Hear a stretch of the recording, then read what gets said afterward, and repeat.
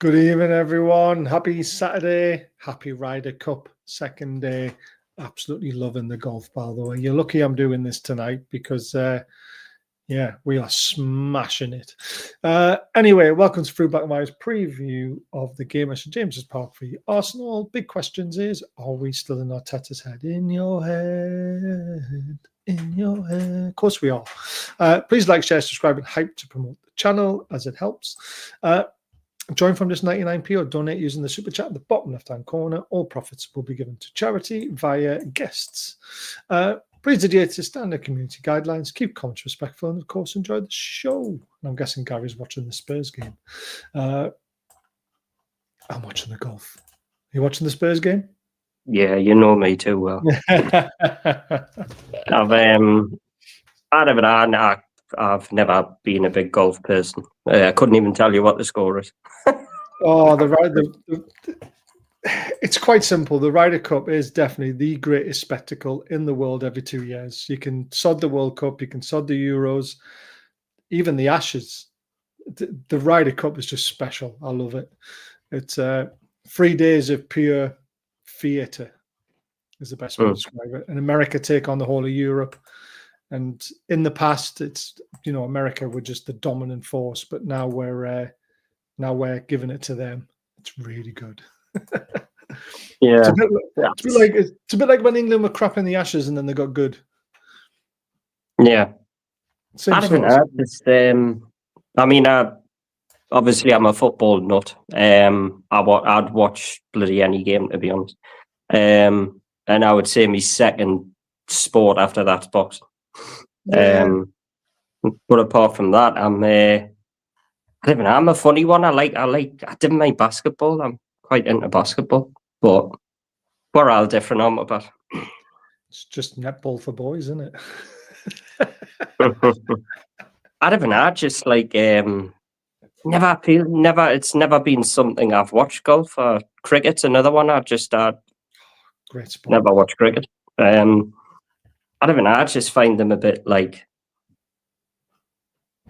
not boring. I just like it's just not for me. It's one of those. My favourite golfer is Happy Gilmore. You know what I mean? No, it's just not for me. But I get why a lot of people like it. Like they were talking about it on the radio all week, so it must just be one of the rare ones, mate. It's just a huge. I don't watch a lot of golf anymore, but I will sit for 3 days and watch the Ryder Cup. Good, it's just special. Some of the players I didn't even know were in it. Sorry, I love darts. I forgot about darts. I love darts. Everyone's not a sport, though, is it? Nah, it's just fat men throwing darts at board. It's perfect, isn't it? I can play darts. I used to play at a decent standard as well. I used to watch cricket during the summer. Now just MMA, football, and nothing else. I love cricket still. I think it's great. I've got a great handicap in golf. What, yourself? Like me? Right, Darren Eales. He's officially stepped down, even though he's probably been officially stepped down for God knows how long without us really officially knowing. His open letter was quite touching to the fans. He has done a lot, and a lot of people have given him criticism over the summer, but I think it was tough on the whole club, really.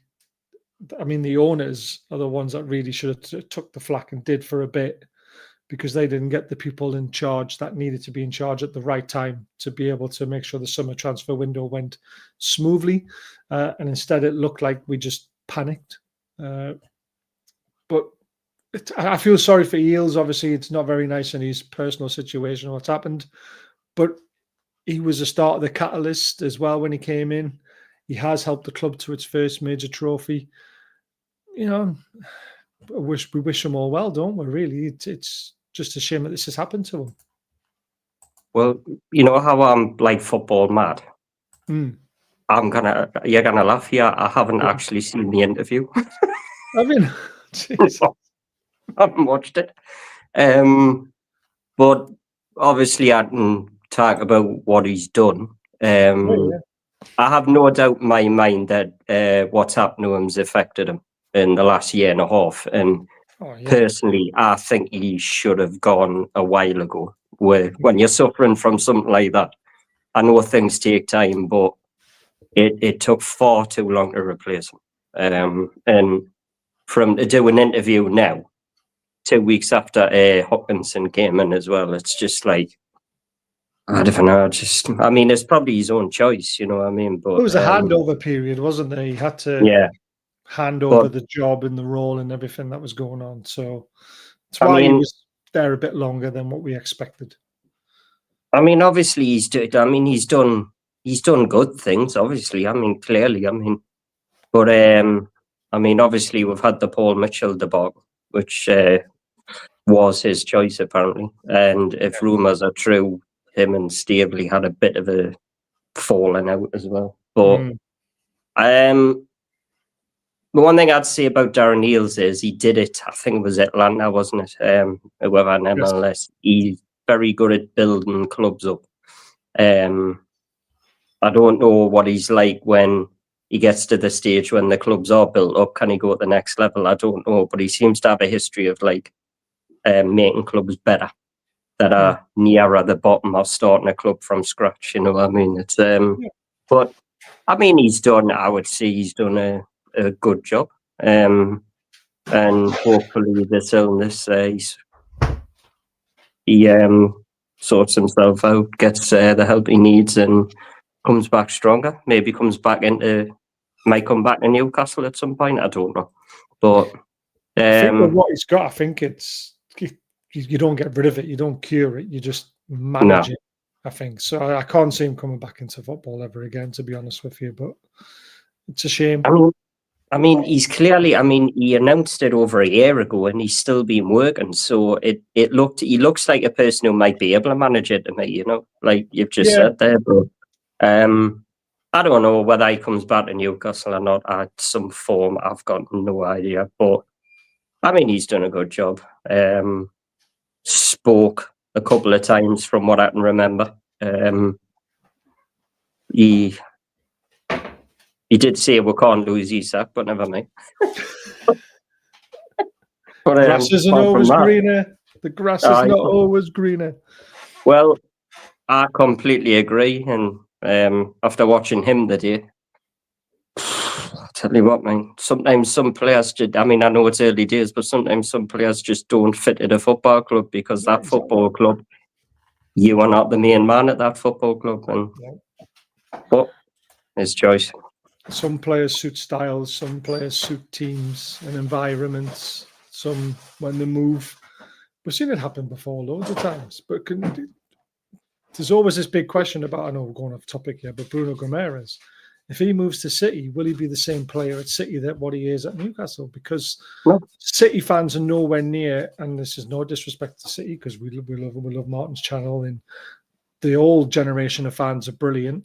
But you look at those fans in their stadium now, they're not going to be anywhere near as hyped up as what Newcastle fans are. And I just don't think he'll draw from the energy of what they do, and his performances might show that. And then also he's surrounded by top quality players from start to finish. I don't know, it just might not suit. So it just didn't. I mean, look, Elliot Anderson wouldn't have became the player he is today if he'd stayed in Newcastle. Oh, hell yeah. It's just what happens, you know what I mean? It's like, well, I mean, look, I didn't want to talk about him much, but I think it's a good point to put out that he had 10 players who used to run around to make him good. Yeah. He was the focal point, and them 10 players made him the focal point. Jacob Murphy, assisting him on a regular basis. Liverpool don't play that way. He's not the main man. Salah wants to be the main man. Gakpo wants to do things on his own. Virgil want to do things on his own, and he's not going to get the service that he gets at Newcastle. And he's not the main man. He's not the focal point. And right now, you'd have to say he's behind Ekatike. I'm sorry, he is. On performance this season, he is behind Ekatike, and I would be starting Ekatike ahead of him right now. Wouldn't hesitate. Yeah, I agree with that with Anderson. He's always had the talent. We always knew he had. He was starting to show it a little bit at the back end of last season when J7 was missing for a run of games and Anderson stepped in. And I thought, oh, yes, here we go. This is Anderson. And then, unfortunately, sold him. I'm going to hold my hands up, Elliot Anderson. I thought when we got rid of him at the time, I thought he was a good player, but I thought at the time, right, we're keeping our best players here, and I don't think Anderson will make it anyway. My God, has he proved me wrong. Because I would take him back in a heartbeat right now. Honestly, he's proved me wrong. Like you mentioned before, though, he wouldn't be the player he is now had he stayed, because he wouldn't have got the game time. So, whereas now, I think he's Joe Linton's replacement. It's mental, I would put. Because I have no doubt in my mind when Joe Linton decides to hang up his boots or decides to venture off somewhere else, Eddie Howe's number one target will be Elliot Anderson. I have no doubt in my mind that will be his number one target. I really hope we put a buyback clause in, but I don't think we did. There is rumours of one, but I don't know. 55 million, I've heard.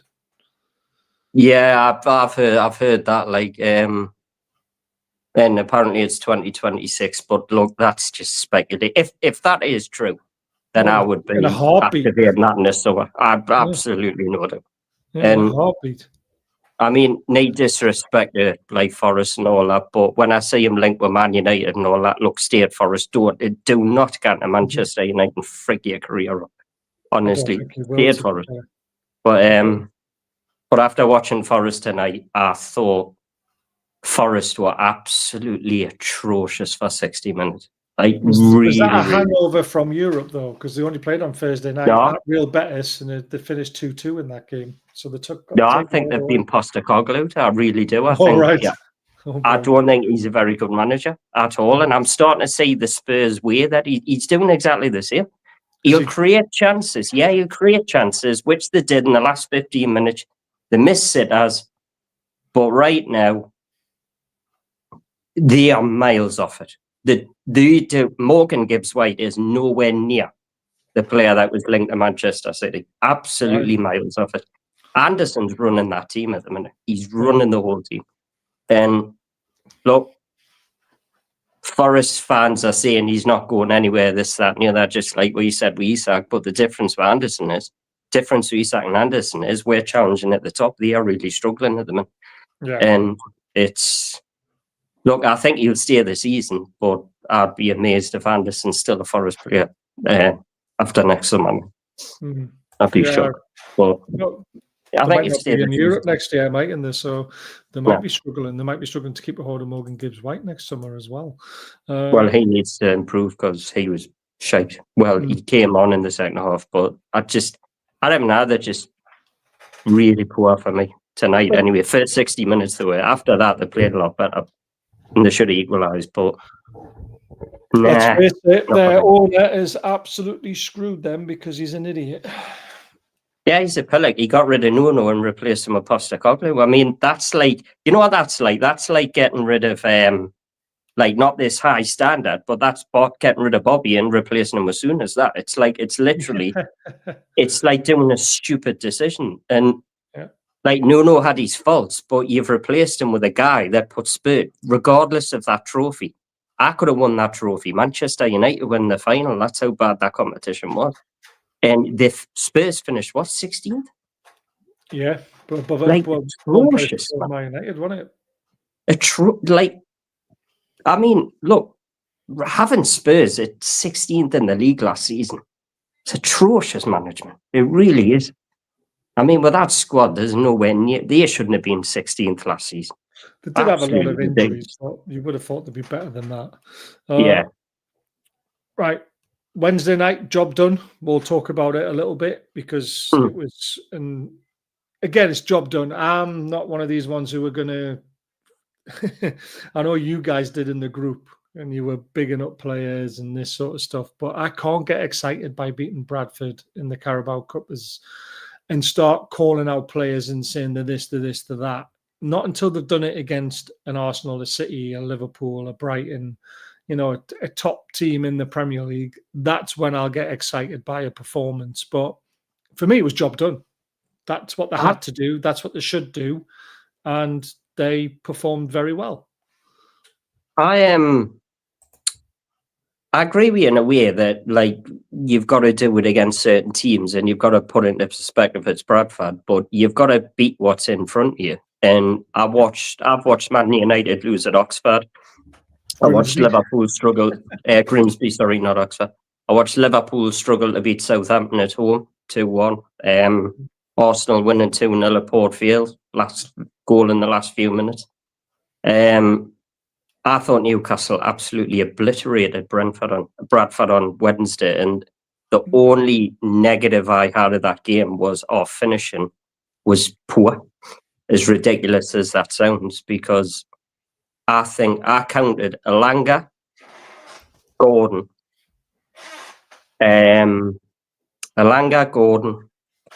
Bruno, and there was one more who literally had one-on-one with the keepers and missed. 6 big chances according to this, 27 shots on goal. Doesn't say how many on target though. I mean, Bradford, I mean, you go and to us, it was job done. You go and listen to Bradford fans and they'll tell you, we were one of the best sides they've seen for years. And I know they're playing a certain standard, but I thought at time the quickness in the passing and movement from us I was very impressed by it. And I think you can do that against an Arsenal. I just don't think they do it. They were very clever. I mean, the way they were passing the ball, I know the defenders are stronger against Arsenal. I get that. But Bruno feeding the ball through for Joe Linton's third goal. Whereas I think sometimes you might shoot there and stuff like that. It was, like you said, it was job done. But there's one, look, we'll probably talk about it today. But there was one. I just prefer Gordon on the left. 100%. I think we're a different team when Gordon's on the left, and I'm done with this nonsense of Gordon being up front anymore. I just can't do it. We was only up front because we were struggling. Just play Asula there now. I'm not bothered. I've got to the stage now where not just forget about Asula and what you think of Will Asula. Not having Gordon on the left is massively disruptive to that team. Yeah, the balance is not quite there, is it? I know Barnes is a good player, but Gordon is a better player. And I've said this and had arguments with God knows how many people. I'd rather watch Gordon running at defenders than watching Harvey Barnes run at defenders, because Barnes will go one way and one way only. Gordon has got the ability to go either way. And when you've got the ability to do that, defenders don't know where you're going, and it's harder to defend against. I mean, Eddie's starting to build Will Asula up now, which tells me he might be dropping the Gordon up front thing. Because Eddie's starting to build him up now. Will be fit anyway. Baltimore is going to start up front. So we'll talk about Will Asula because he did have a good game. I can't get excited by him until I see him do it in the Premier League. He had a 90 minutes against Leeds and did nothing. I know the team wasn't exactly firing on all cylinders, but that's what I mean by doing it against the bigger teams. Will Asula looked like a decent striker against Bradford. In the Premier League, he's looked like a very, very, very average striker. But I was very impressed with his his first goal, sorry. And the reason why I was so impressed with it is I was really impressed with the midfield three, because that one-touch passing, from Joe Linton to Miley to Bruno, then the ball through the middle of the two defenders to play him through. He got his head down, he ran onto it, first-time shot. He didn't have to think about it, which is where I think he goes wrong sometimes. If he had time and free touches, would he have finished it? I don't know. But because it was one of those ones that was just a perfectly weighted pass into his stride, and he just smashed it through the keeper's legs, that's a lovely goal. That's the sort of thing you want to see more of, isn't it? Well, that's what Isak's missing at Liverpool.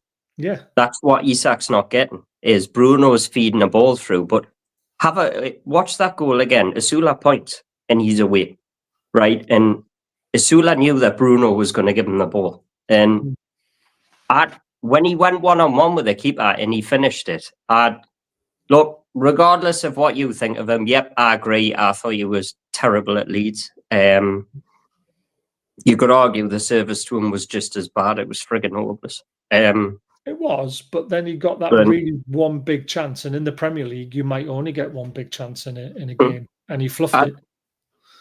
if Voldemort or Visser are not in for whatever reason, he starts for me every time over Gordon or Barnes or Elanga up front from now on, because that first goal for me showed that he can finish one-on-one, whereas Elanga has missed about 5 this season already, one-on-ones. Gordon's finishing hasn't exactly been great this season, ever, has it? And Barnes as well. He kind of hit a barn door at the minute either. So, I think it's mental that right now Will Asula's our top scorer. Yeah, absolutely. But it is what it is. But it's like, I don't even know. He's raw. I honestly can't work out if he's going to be. Look, he's not going to be a top Premier League player. He's not going to be a brilliant Premier League player, right? But I can't work out if he's a good Premier League player or he's terrible. I can't. I think right now, I think he's an average Premier League player, right? And again, I'll make the comparison quite a lot. Dwight Gale, superb Championship striker, average Premier League striker. That's the sort of bracket. I mean, to be honest with you, I think I'm doing a disservice to Dwight Gale, but I would put Asula in his kind of bracket. Yeah, you're probably right. Yeah. Do you know what I mean? I mean, how many sitters did Dwight Gale miss when we had like one chance? Remember was it the quarterfinal of the FA Cup against Man City when I think it was ASM smashed the ball across the box and he was 6 yards out with an open goal and he put it over the bar. That was the only chance we got in the game. And that when you're playing teams like that, you need someone who can put those chances away. And Asula, for me, is not that. I mean, the only thing I will say the difference between Asula and Dwight Gale is Dwight Gale didn't have Eddie Howe. And that will go in. He had Rafa. So that's the reason why I use the comparison. But remember, Rafa. He did have Bruce and Almine. Yeah, he did. But Rafa wanted to sell Dwight Gale because he knew he wasn't to the level that he wanted to take Newcastle to. It's just we never got the money to be able, because of obviously Mike Ashley, and that's all history. But that's where I put Asula right now. If I'm watching him, I'm going very raw. But does he have the ability to be calm? I'm not too sure yet. He's only 22, but Voltamada's only 22. Yeah. You know what I mean? And you see the difference. That's Voldemort for me, I thought his link-up play was absolutely superb on Wednesday. Yeah, his link-up play has been superb since he's came in. That Barcelona performance, even though he came off the bench 20 minutes ago, 15 minutes ago, it's the way that they set up the goal was superb. And he was a main part of that, wasn't he? Eddie Howe is 100% right with what he said this week. He says Newcastle built the whole team around Isak, right? And the whole play was through Isak. Now they've had to change their play. And when he said during the week, he says, Voltamora's a 9. He's a number 9 for me. But he says, we've got to develop our game and play to his strengths. Yeah, he's a different type of number 9, isn't he? And do you know, the one thing I'll say to Voltamora, if you give him the ball, you can guarantee he will release that ball to you in seconds, right? Because he's that type of player. So, if you've got 2 pacey wingers like we've had, we can cut through teams because of him. Because he's very quick at spotting a pass. Yeah. And sometimes when I see him getting the ball, right, I'm looking to see where he's going to play it. And then when I've looked back up the screen, he's already played it. Yeah. And it's like he's very short mind, very quick. Yeah, he's. And when he said that he's always wanting the ball, whereas Isak wanted the ball through him. He wants it. He wants the ball to do something. And look, if Eddie says he's a 9, he's a 9. To me, I think him playing off Visser would cause absolute chaos. I agree. I think it would cause a lot of issues for teams, especially low ball teams. I think it would. I think would cause problems. But Eddie's adamant he's a 9. So He's a 9, but he's a different type of 9. Like yeah. they said, we get loads of different type of 9s. So over the Ah. years, we've had Andy Cole, we've had Alan Shearer, very different types of players. We've had Les Ferdinand, very different. Demba Bata Cisse was different. You know, Rondon, different, needed wingers. You know, he liked to play the ball into his chest and bring it down. You know, Voldemort is definitely someone for his size, doesn't like heading the ball that much. You see, I don't think he makes heading it. He can't hit it for some reason. Well, there is that as well. But you not notice when the ball's like getting pumped up, he'll push into the back of the defenders to push them out of the way of the flight of the ball so he can bring it down, not flick it on, not head it down to someone. He wants to touch the ball with his feet all the time. When you put the cross in from, right, he can head the ball. But you know when that ball's coming towards you from a goalkeeper's kick, right? When Shearer would, when Shearer would knock it on 9 times out of 10. That's not his game because he very rarely does it, even for his height, right? And he pushes the defender back to take them away from the flight of the ball, so he can get his foot on it instead.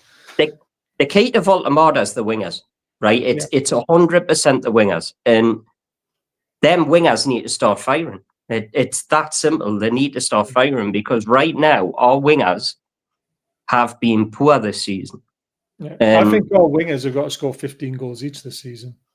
And they're nowhere near it. When Jacob Murphy's leading the friggin' stats and he's hardly played all season, that sums it up. The wingers, the reason we are near, look, I know we're 5 games into a season, right? But we are already drifting near the bottom, right? And I know things can change. I know it's early, I get that, right? But the reason we're drifting near the bottom is because our wingers can't hit a barn door at the minute. And now, I know you don't like golf, right? But Scotty Scheffler's just hit a shot from 150 yards away. It's landed flush in the hole and bounced back out. Are you joking? It's gone off the green. Are you kidding? No, that's how much bad luck the USA have had sometimes. But I'm not. That was just unbelievable. Flush in the hole, bang, bounced out. Look, what is the score? Because I know the scores. I know how it works. So what is the score? So we are 8.5 to 3.5. Oh well, they're not catching that up, are they? It'll take a miracle for them to catch that up. Especially when we're in the 4 balls now. We're tied in the first game, up in 1 in the second, up in 1 in the third, tied in the last. So if it stays the way it is, that takes us to 11.5, and we only need 14.5 to win. Yeah, and then it goes to the fight. Doesn't they do singles where players? That's tomorrow. Singles tomorrow. Yeah. So obviously, the Americans need to win it. It's a lovely goal from Spurs. That is it. Yeah, mine Wolves are just freaking terrible. It's offside. Lovely move though. Lovely move. Mine Wolves are pish. Yeah, God honest. You mentioned a player like we talked about very quickly. Gordon had an 8.9 against Bradford. He went off after 69 minutes to obviously reserve his energy. 3 shots on target, 1 shot off target. But to be honest, I think only one of them really threatened the goal. Pulled off a good save, the keeper, and it went out for a corner, didn't it? But other than that, not great. 3 key passes in the game, though, which is good to see again. 6 out of 8 ground duels. He did lose possession 12 times, which is a little bit much for him. But he was doing it going forward. He wasn't losing them in stupid areas. Yeah. Americans are a force in the singles. Not going to happen, mate. Trust me. But yeah, I thought he had a good game. He got an 8.9, but Joe Linton got a 9.8. That's the highest rating I've ever seen. 2 goals obviously helps. Yeah, it does. I thought Gordon had a good game.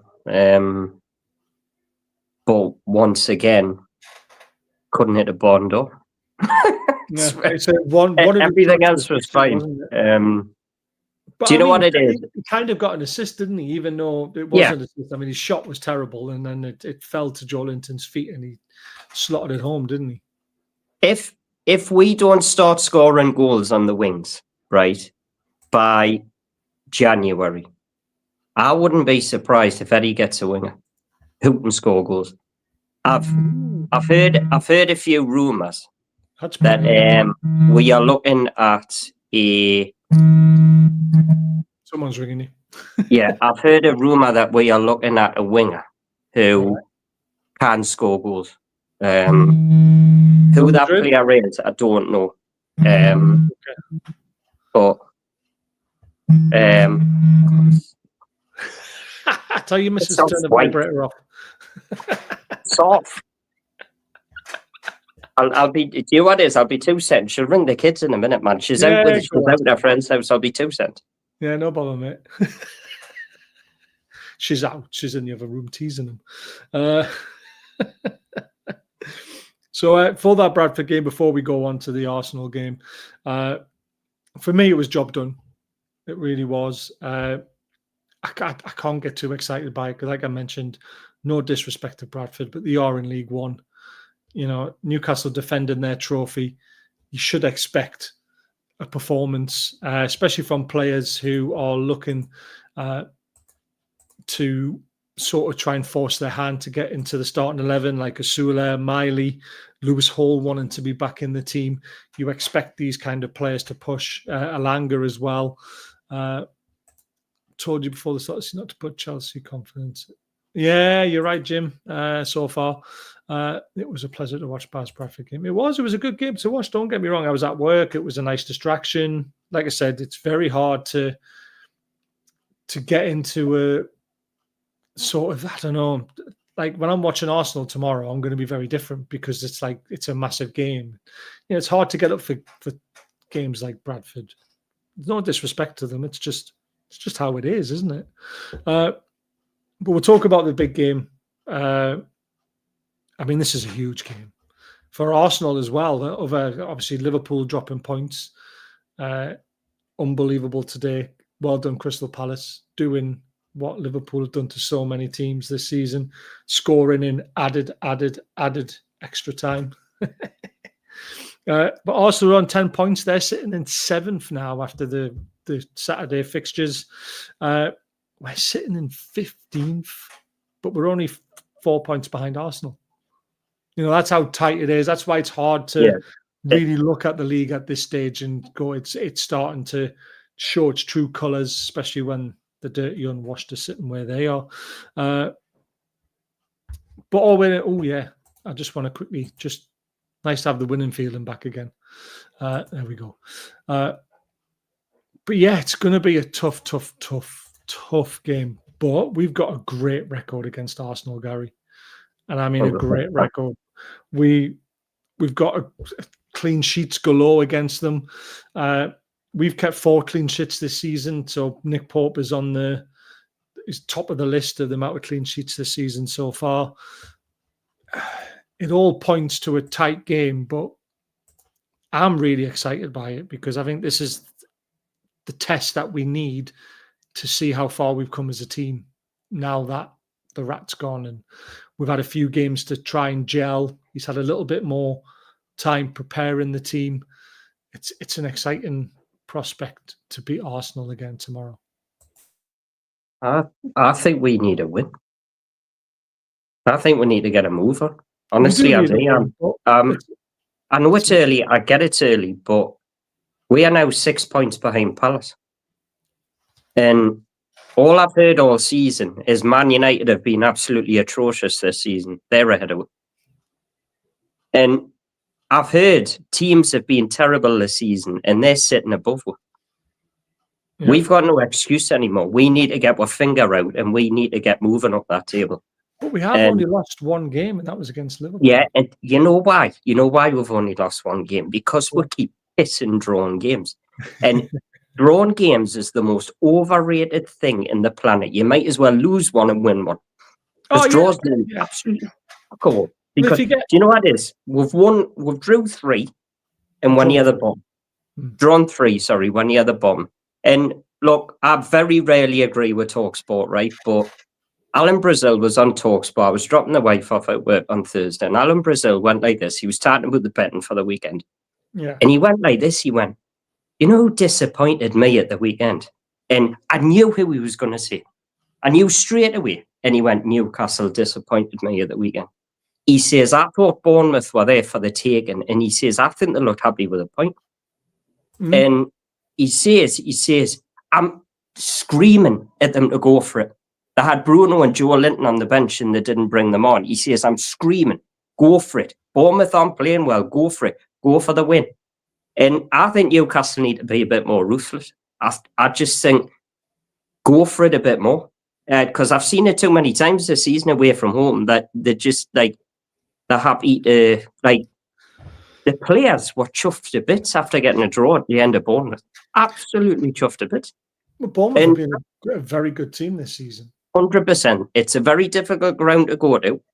But as the game went on, Bournemouth, for me, weren't on it. They weren't on top of their game and they were there for the taking. And we didn't do it. We were happy with a point. And I think they need to start getting some wins because we've got a Champions League game in midweek again. And we've got home as well this time. Yeah, and we've got Forest next weekend. Right? And actually, another tough one. That's an easy game now because Ange's there. Well, exactly. It's at home as well, but it's one of those where it's a huge game for Arsenal because Arsenal can't really afford. This is a chance for them. Liverpool have knocked up, so this is a chance for them. But it's a massive game for us, and there's still some teams to play. I mean, Aston Villa have been absolutely atrocious this season. If we get beat tomorrow and they win, they are level on points for us. And they've been atrocious, apparently. And this is the way I look at things. So what does that make of? Look, our defence this season has been absolutely superb. You could argue they've been the best in the league, right? The way they defend. Against Bournemouth last week, I never once thought we were going to let a goal in. I just thought they'll clear it. And then when they did get past the centre-backs, you had Lewis Hall and Tino Livramento covering, making last-ditch tackles. It was like a brick. That was the problem, though, wasn't it? It was the tactics and the formation because we were a brick wall. But we didn't have enough creative players on the pitch. We didn't really... And I've said this before. Tino and Hall as wing-backs are not an attacking option for me. No. Because they're not good enough to beat a man. When they're asked to do the job, the whole job going forward, they can't. But if you ask them to bomb past a Gordon and an Alanga or a Murphy and ask them to put a first-time cross in or something like that, they're brilliant. But they don't have to beat a man when they're doing that. And that's the difference. So when we play five at the back and use them as wing-backs, that's a very defensive mindset for me. Yeah, I mean, he's done this formation. I mean, look, I know I'm jumping ahead. Yeah, I just hope he doesn't date the Morris, but I've got this feeling he's coming. Don't talk about that. Don't talk about it. Yeah, I know. That's what I'm saying. Here we go, because you are going to talk about, we'll jump on it straight away. I put a poll out saying, are we going to play 4-3-3, 4-2-3-1, or 5-3-2? So 4-3-3 got 59%, 4-2-3-1 got 23%. I think 4-2-3-1 could get used more often when we've got Wissa available. 5-3-2 got 18%. So are you thinking along the lines of why I put that poll up, thinking we could go five at the back? We could easily go five at the back because he's done it against Arsenal numerous times in the last 2 years. Now, I'm assuming Fabian Shaw's still out, isn't he? Yes. Right. So there's the five at the back that I think Eddie will pick if we go five at the back. So you've got Chow, Botman, and Burn. Yeah. Tino Hall. I would go Tino and Hall 100%, but I think he's going to go Tino left back and Trips right back. But I would do what you said, but I think you put Trippier back in. See, the problem with that is, right, there's knee width. Exactly. There's knee fucking... I just don't like five at the back. I don't like it. I think it can... You know why I don't think it's worked this season? Because we haven't got him up front. And I think with him up front, I still don't think it works. No, it doesn't. But the difference is Isak could put the ball in the back of the net out of nothing. And at the minute, we haven't been doing that. And I just, I mean, at Arsenal, he played that. And look, Isak, that was one of Isak's best games for me at Arsenal. I thought he terrorised them two in the first 40 minutes. And so did Gordon. It was, yeah, Gordon did as well. But I just want to go 4-3-3, me. I want to get the width back. Right, well, let's talk about 4-3-3. Yeah. Because that is a bit more of a conversation. But I do think he's going to play that. So 4-3-3, I've left 3 positions open because I'm not sure who's going to play right wing. Mm-hmm. I'm not sure who's going to play at right back and left back. Yeah. Is he going to go back to Tino and Trips, or is he going to play Lewis Hall and probably play Trips because he was on the bench on Wednesday night and Tino started? I think he'll have this week in his mind as well. So we've got an away Champions League game. I think he'll probably I mean, you could argue we might want to go Experience on Wednesday, but I've got a feeling he'll go back to Trips and Tino. And I think he might go Lewis Hall on Wednesday. Ooh. But the one thing I don't think will happen tomorrow, I don't think Sven Botman will play, because I think Sven Botman will play in the Champions League away, because I think he'll want his strength away from home, because they've got a tall striker. And I think he'll want to go 5 at the back on Wednesday. So I think he'll play Botman, Byrne and Chow or Shaw if he's back on Wednesday. So I think he'll go Trips and Tino tomorrow. Interesting. I think wing. I think he'll go Murphy, because I think he'll do Alanga on Wednesday, because I think he'll want pace in Europe, because we'll want to do the counter thing, and I think he think we'll get attacked. So I think he'll go pace. So I think he'll go Alanga Wednesday, and I'm assuming he's going to start Alanga against Forest because he'll probably want it. So I'd expect Murphy to start tomorrow. Interesting. I'm not, honestly, I am generally not sure how he's going to play it. Well, that's the one thing I'll say is this season it's more choice. It's nice having options, right? Because now, I remember last season we could easily pick Newcastle's starting lineup. It was a doddle. There was no surprises at all. But now, I mean, you're shocked. And look, here's one for you. Go on. The club put, I know this doesn't mean anything, the club put the picture out for the game tomorrow, and it's got a Sula in it. Yeah, you won't. But I mean, I think we're just giving them a little bit of a confidence booster on there. Possibly. Just a reminder, the game on Wednesday kickoff. Yeah, it's 5:45 in the afternoon. I'm working 7 till 7, so I need to try and wingle half a day somehow so I can watch it. I'm absolutely gutted. This is how Arsenal could potentially line up. I mean, Mourinho back at St James's Park hurts a little bit, because I always thought he might come back to us when we got the takeover. I like Mourinho. I really do. Very versatile.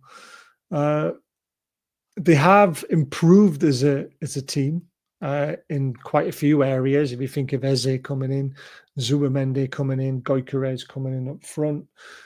This is going to be a different test to the normal Arsenal. Now they have a focal point up front. But I'm still thinking Saka's the big danger. Yeah. I mean, he's not going to be fully fit, that's for certain. I was shocked he played started on Wednesday, to be honest. Yeah, I was shocked. I didn't think that was the type of person to bring in with a hamstring injury. Like, who's had a hamstring injury? It's not the type of game you'd bring him in for.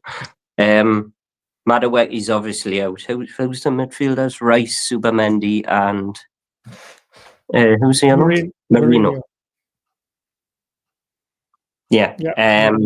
But I heard Odegaard might be back, but I can't see him starting him because he seems to have a shoulder problem. It will be that back four. Timber, Calafiori, Gabriel and Saliba. That picks itself. It all depends what he does, because I think he's a very negative manager. And I think Newcastle freaks him out a bit away from home. And I wouldn't be surprised he goes defensive. And personally, I think he should attack. I think we should go for a 4-3-3 and we attack them like we normally do and So do try I. and scare them and make it a rough game, but a fair game. But I've just got this feeling that he's going to go 5 at the back. I really do. I've got this feeling. I would go 4-3-3. I would go for it. We're at home. Arteta's already went on about the atmosphere and stuff like that. And look, look, St James's Park this season. I mean, obviously Wolves, but the atmosphere has been rocking at times this season, and I have no doubt tomorrow it'll be loud again. It always is against Arsenal. It's a half-hour kick-off as well. So under the lights as well, really, because it gets dark quite early these days. I can imagine the lights will be on. And I have no doubt the club will, the fans will be up for it again. And I don't know, Arsenal seem to buckle when they come here. And look, touch wood. I do rate Gyökeres, but I've watched him a lot this season, and he seems to have struggled against the better defenders in the league. Whereas when he's come up against like a Leeds or somebody like that, it's been like no bother for him. But when he comes up against a Van Dijk or somebody like that, he has struggled. And we have been rock solid this season. So for me, I don't see any reason why we can't keep him quiet. But I agree with you. I think their problem's the wings. But I'm going to say it now. I don't think Eze is a left winger, and I think he's going to play him there. I'm amazed that he's not playing him in Odegaard's position, and that's where Palace used to play him, like wandering around, and he doesn't do that. And I think Eze had a poor game a couple of weeks ago. I can't remember who it was against.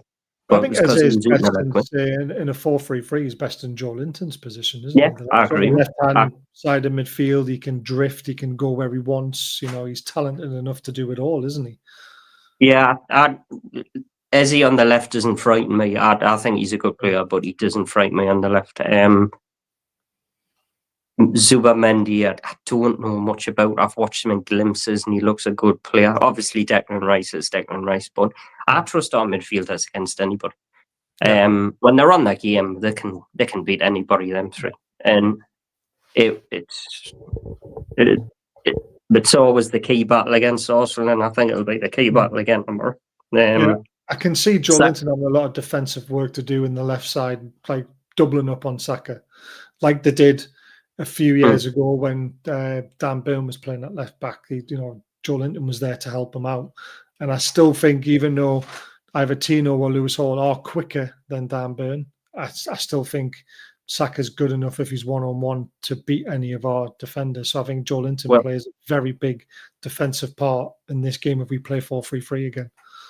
Well, I mean, Gyökeres is he's quite quick for Gyökeres, so he will give Dan Burn problems. I don't think Botman or Chia will struggle much with them. But look, you cannot really have a go at Dan Burn this season because Dan Burn was good at Bournemouth as well. He was really rock solid again. And Man United fans will completely disagree with me, but they laugh about Dan Burn, but he would walk into their back line right now and be the best defender. Yeah, he would. It's like he's had a good season, Dan Burn. So look, Sean Byrne frightened me at the start of the season. I wasn't sure. I thought they were getting older and it would show up. And they've arguably been two of our best players this season. I think Shaw started with. And it's... Isn't it great having 4 great options and also having a reserve options of Kraft and Lascelles as well, really. We're actually quite lucky to have the players that we can pick from. But again, for me, it's all on the midfield helping out in that left back situation to cover for Saka. Then you've got the problem of if you overcommit too much on the left hand side, our left hand side, their right hand side, you leave space for Odegaard in the middle, don't you? So you got to be careful not to give him too much respect, because he will punish us. Got to make sure we don't leave those pockets that we're so renowned for leaving between the defence and the midfield. So it's going to be interesting. Before we get everyone's predictions, let's have a look at the Twitter prediction. So, like I said, it's a huge game on Sunday. 68% say a win, 20% say a draw, and 12% say an Arsenal win. I've gone 1-0. I think it will be very, very tight, but I still think I don't know, we just like beating Arsenal 1-0. It's like the old days of Arsenal putting their hands up at the back line, 1-0 to the Arsenal. It just seems to be 1-0 to us, even though we beat them 2-0, 2-0 twice in the Cup, which was quite phenomenal, really. But if we can play with that intensity, and just go for it, go for the jugular, I don't know if Arsenal will like it up them again at St James's Park. They just don't seem to enjoy it as much. Kim's gone for 1-0, 2-0, or 1-1. So that's kind of like head talking, heart talking, isn't it? What's your prediction, Gaz?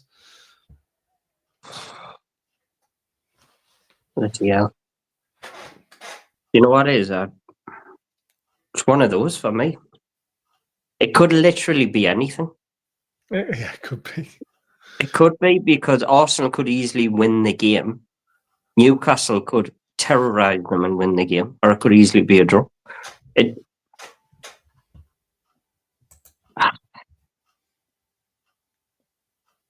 I'm going to sit in the fence.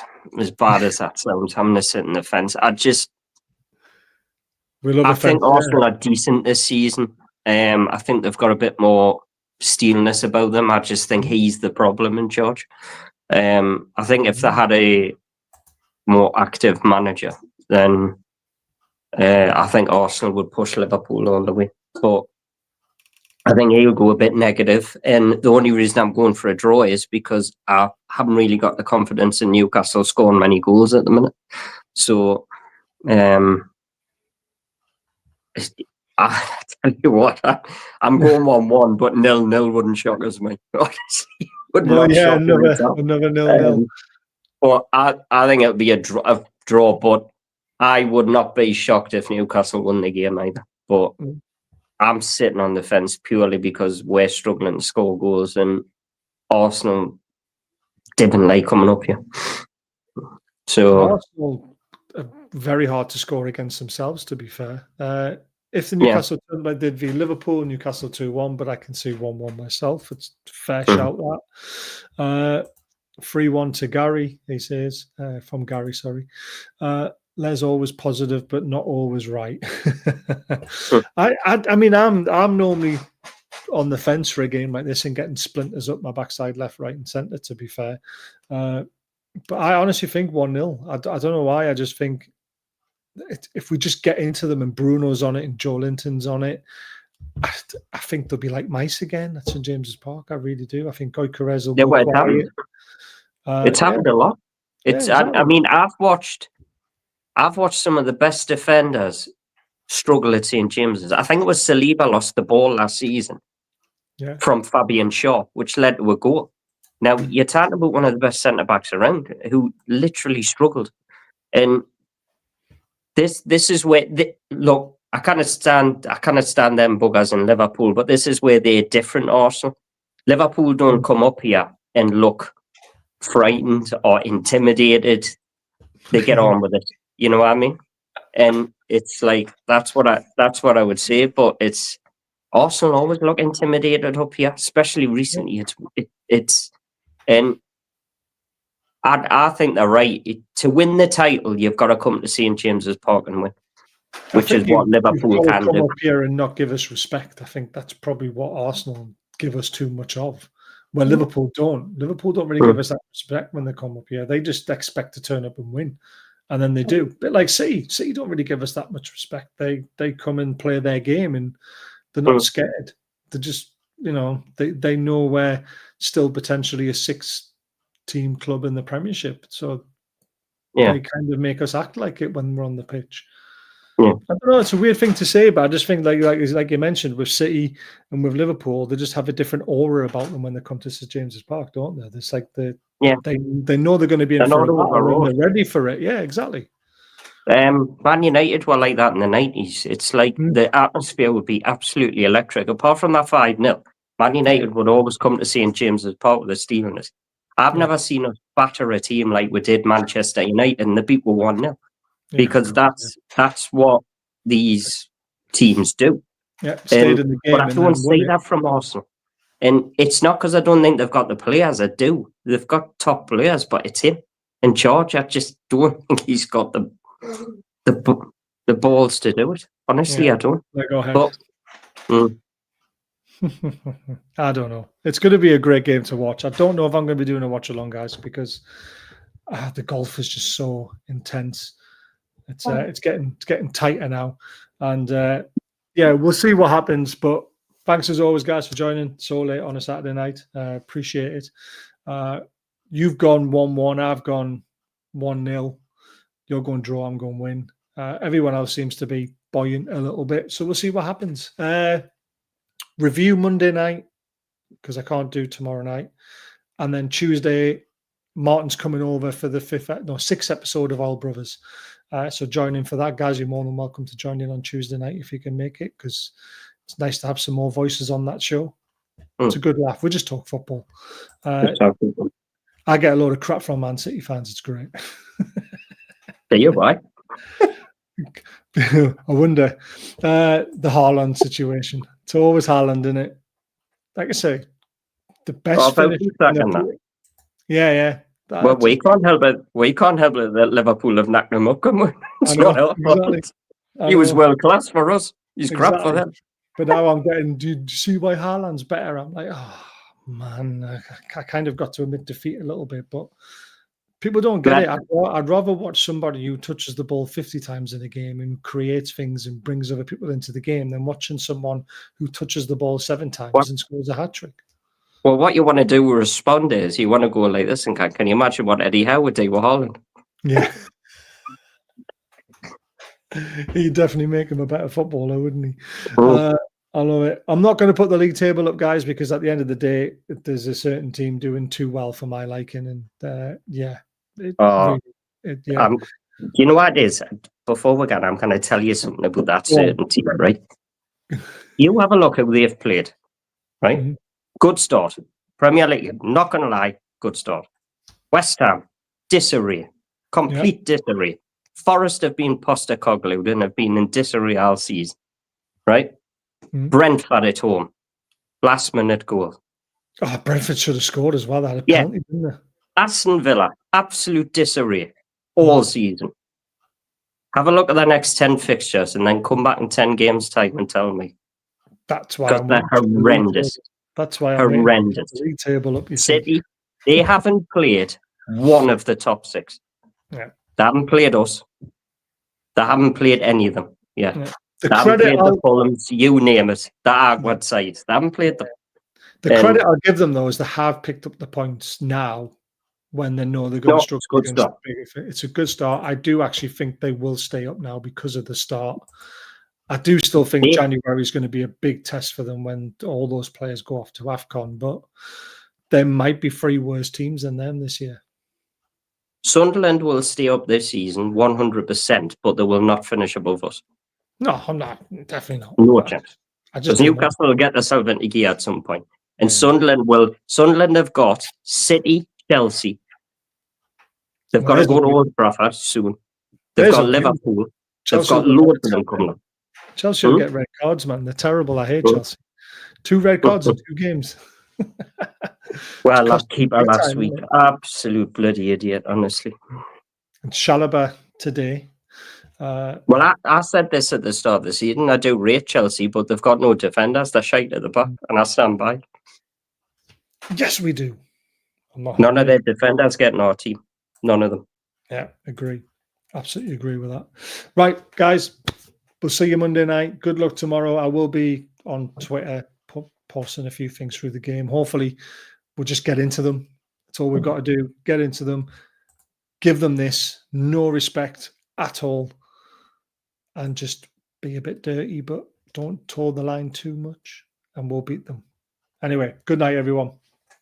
See you later.